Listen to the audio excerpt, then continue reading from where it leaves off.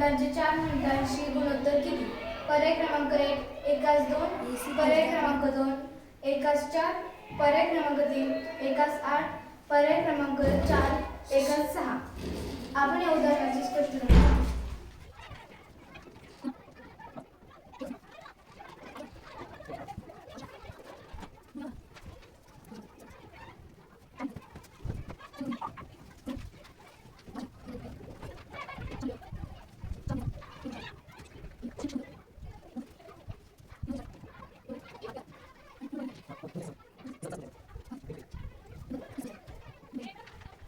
स्पष्टीकरण.